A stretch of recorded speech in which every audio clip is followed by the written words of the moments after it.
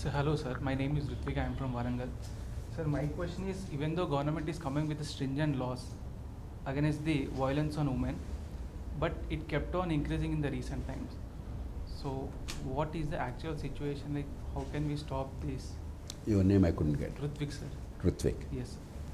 Ritvik, is an important question that's bothering many people in the country. I'm a father of a daughter. I'm worried. Genuinely, as a human being, I'm worried. When my daughter goes somewhere, if she's a little late, I'm concerned. I make a call, check up how she is and all that. But we must look at, in my judgment, two big things, maybe three big things. Two of them are in relation to three big things. The first is, while there is growing violence in cities, sometimes very brutal violence, we must not exaggerate the problem. In India, we tend to exaggerate the problem. We don't have a statistical sense.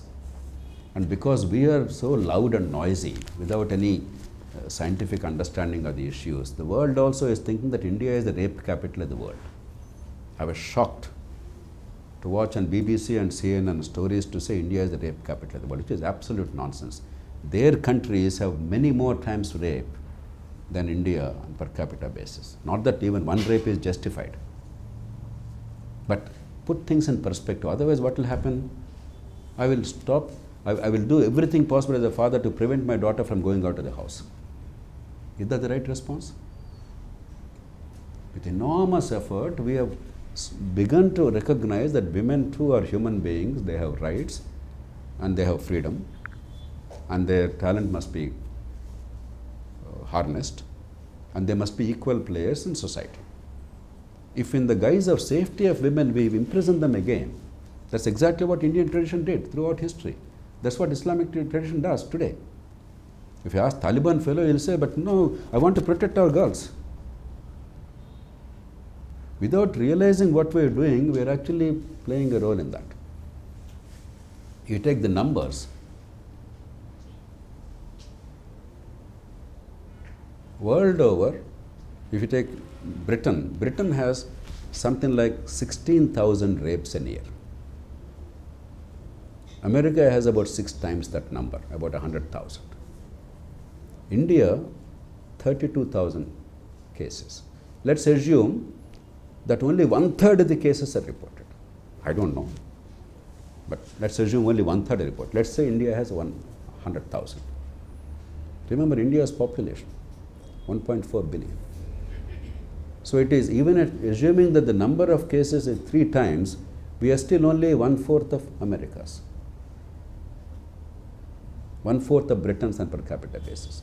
But because of an overreaction, because Indian culture says it doesn't matter if the girl dies, but she cannot be molested. Chastity, the Sheila, is so important, her life is not worth it. We don't realize, but that is the culture we imbibed. So first have a perspective. Don't overreact. Then the second part. Of course, our legal system is all bogus. Only 10% of the criminals are getting convicted in India. The lowest conviction rate in the world.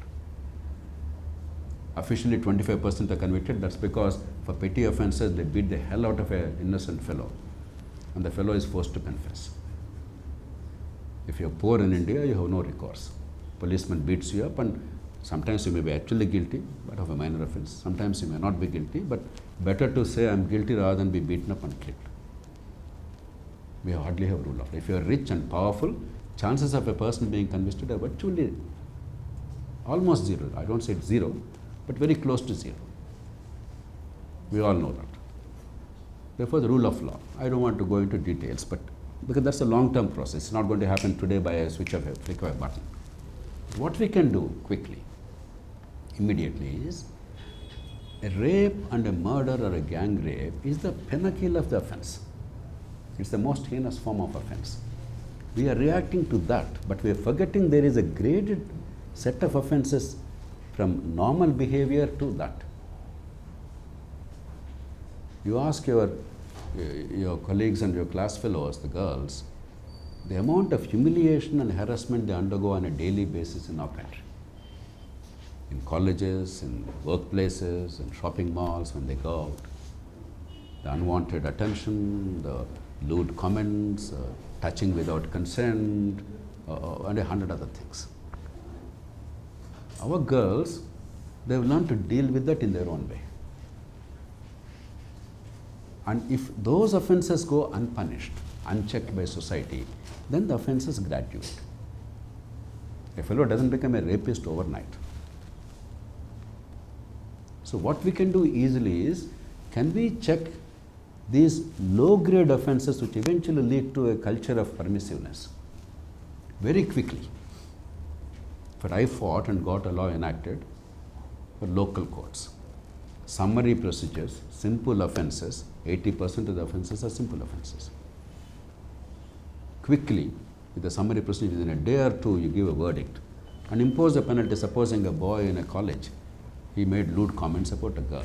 Impose a 10,000 rupee penalty and record his name in the list of offenders and tell him 3 years probation, and if one more time any such offense is noted, your education, your employment are finished. Nothing more. You don't have to put them in jail and all that. But create a culture where this kind of behavior is not tolerated. Then there's a much greater likelihood of the more serious offenses not taking place. That's in our hands. Apart from improving the rule of law, as I said, that takes long. I've been working on it for a long time, and probably it will take another 10-15 years, if at all, to really be improved. After all this, there's something that we as society, as families also need to do. After all, who are the fellows who are molesting girls and humiliating girls? It's our boys. Why? Because we are raising our boys terribly. The menfolk here may be offended, but the truth is, we are entitled princes. In the same family, we expect the girl to behave differently, very disciplined, obedient, and the boy is unrestrained in behavior. The world is changing. The expectation that the girl must be always subordinate and the boy must always dominate in social interactions is a nonsensical expectation.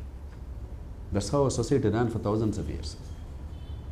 The viciousness and violence in many cases, if you notice, is when a girl is well qualified, is respectable. It is the boy who is feeling very inferior who acts in a very vicious manner. You go into the offenses in many of these cases. We have an obligation as families, and our society has to create greater modes of social interaction, because the old-fashioned approach worked up to a point, good or bad. But today, in our society, if you don't give a proper upbringing to boys in particular, and B, if you don't create social mores and practices which are conducive to a healthy interaction between genders. When hormones are raging, in a young age, when violence at the drop of a hat, people are prone to violence. The world is changing, but your social mores have not adapted to the changes in the world. Then that can easily take the form of violence also. So we have a lot to do as a society also in each of our homes. But the state can do at least the lower order offenses quickly, surely. It's not the quantum of punishment that matters, but swift and sure punishment is far more important than the quantum of punishment. I don't know if there are better solutions. It's not a perfect solution what I'm offering, but I've been giving a thought to it like many other people. If we make this start, hopefully things will improve. Like and subscribe Eagle Media Works.